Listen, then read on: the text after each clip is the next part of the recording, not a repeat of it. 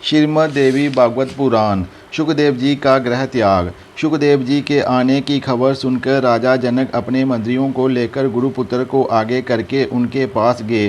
राजा जनक ने बड़े ही विनम्र भाव से पूछा, महाभाग, आप तो बड़े निष्पक्ष महात्मा हैं। मुनि श्रेष्ठ, किस कार्य से आपका यहाँ आगमन हुआ है, बताने का कष्ट करें। शुकदेव जी बोले, महाराज, मेरे पिता श्री व्यास मुझसे विवाह करने की हट कर रहे हैं। वह कह रहे हैं कि सभी आश्रमों में गृहस्थ आश्रम ही सबसे उत्तम है, परंतु मैं गृहस्थ आश्रम को बंधन कारक मानता हूँ, इसलिए इस आश्रम को मैंने अस्वीकार कर दिया। मैं संसार में बंधनों से मुक्त होना चाहता हूँ। अब आप ही मुझे बताने का कष्ट करें कि मुझे क्या करना चाहिए। जनक जी ने कहा, सुनिए, मोक्ष को प्राप्त करने वाले ब्राह्मण को चाहिए कि पहले उसका यज्ञोपवीत संस्कार हो, इसके पश्चात विद्या अध्ययन हेतु गुरु के आश्रम में रहे, इसके पश्चात वह विवाह करके गृहस्थ आश्रम का पालन करे, इस आश्रम में वह अपने मन पर अधिकार रखे, पुत्र तथा पौत्र होने पर वह वानप्रस्थ आश्रम में प्रवेश करे, इस आश्रम में वह तपस्या द्वारा काम क्रोध आदि शेष शत्रुओं पर विजय प्राप्त करे, न्यायपूर्वक समस्त अग्नियों को अपने शरीर में आवाहन करके वह चौथे आश्रम संन्यास आश्रम में प्रवेश करे। यदि वैराग्य नहीं हुआ तो संन्यास लेना अनुचित है। श्री सुखदेव जी ने राजा जनक से पूछा, बुद्धि में वैराग्य और प्रत्यक्ष ज्ञान एवं परोक्ष ज्ञान का उदय हो जाने पर भी गृहस्थ आदि आश्रमों में रहना आवश्यक है या वन में जाना?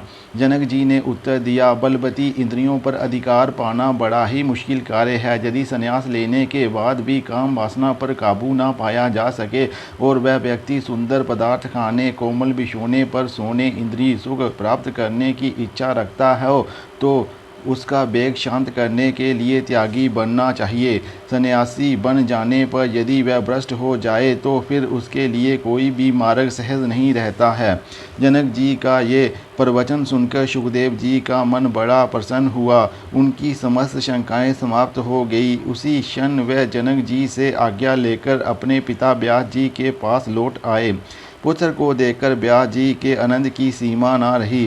पिताश्री के आश्रम में रहना उन्हें अच्छा लगने लगा। पितरों की पीपरी नाम की एक सौभाग्यवती कन्या थी। योगपथ की पथिका होने पर भी सुखदेव जी से उसने विवाह कर गृहस्थ आश्रम में प्रवेश कर लिया।